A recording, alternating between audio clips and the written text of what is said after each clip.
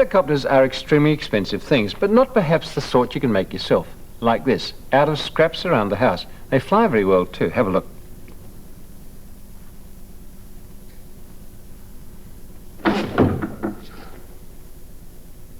And there we are, back to Earth, a very successful flight. All you need really is scrap material, starting with a cotton reel.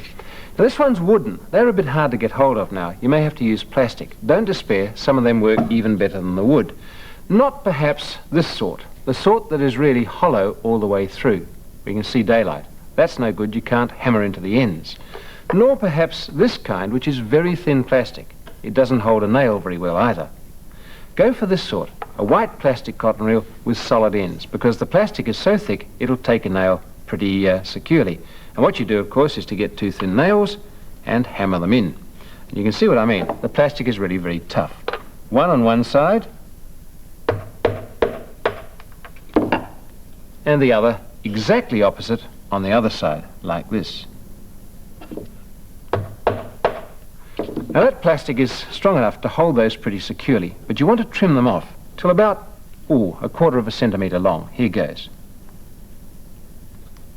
Once and twice. And those little spurs project into the propeller and help to turn it around.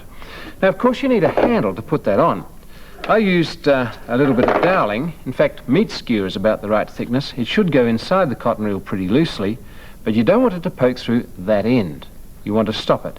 So push it back until it doesn't protrude through that end. Make a mark on it with a pencil, and about there you put on some sticky tape and wind it into a thick collar. I'll start this one, you can get the idea from that, by putting it on there and just continue to wind it round like that until it builds up into a nice thick collar. This will go forever, but in the end you'll get the sort of thing that I had and launched my propeller with, that sort of thing there. It stops the cotton reel from slipping down further than that. Notice it doesn't come through the top there. So the handle's pretty well right. All you have to do then is to wind it up with a piece of string. And being right-handed, I go in this direction. Wind it all the way around like that, and so when you give that string a good hard pull, it makes the cotton wheel unwind. Now note the direction. That's going clockwise as you look down on it. And that's the way my propeller must be made. The propeller is easily made out of cardboard. You can use things like breakfast cereal packets. I use old paper folders or cardboard folders. It's pretty thin. Thicker cardboard would be even better. But all you have to do is to get a ruler and make 2 strips of cardboard that are exactly the same length and exactly the same width. In fact, it's best really to fold the cardboard over and cut a strip like that. And then you know that the 2 halves, like this, are exactly the same size. Well, I've made these 20 centimetres long. I make a mark there, that's where I cut them off. And exactly halfway along, at 10 centimetres, I make a mark, because that's the midpoint. And to make sure I don't lose myself, I can get a pair of scissors with a sharp point and push it through the central hole. Now I know where I am. Let's cut them off. Those are the 2 blades. Separate them by opening them up and cutting down the midpoint here. Perhaps do it a little more carefully than I am, because I'm working at speed here. But with those 2 crosses of the helicopter, you can actually position them on top of each other using that central dot as a guide. Once you've got them there, either glue them or use a stapler to hold them in place. I like the staple. It makes them a little bit heavier, and oddly enough, if this thing is slightly heavier, it'll work better. There we are, 4 staples holding the cross in position. Now, as a propeller, that really wouldn't fly at all well. It would spin, but drop to the ground. We have to make sure that the leading edge of each blade is pushed up in the air. So since it's going to turn in that direction, clockwise, I can put it down here and twist the front edge up on each blade. Here we go. 1, 2, 3, 4.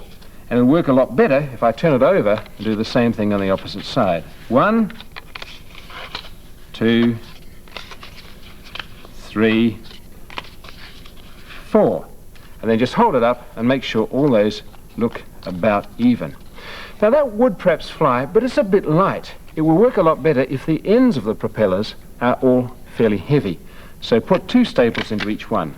Start with 2. You may find it flies better with 6 or 8 or even more. But it just gives it a little bit of momentum that keeps it turning through the air. All you have to do now is to make sure it fits on the holes of your launcher. You see those 2 nails there? we push them up into the propeller, making sure that they go into the central part. They'll leave a little mark, and where they were, we just drive a hole through there, careful of your fingers, and there. And that should now be ready for launching. Let's give it its maiden flight. Up on there, nails into the holes, get a good grip on the string, count to yourself, and let her go.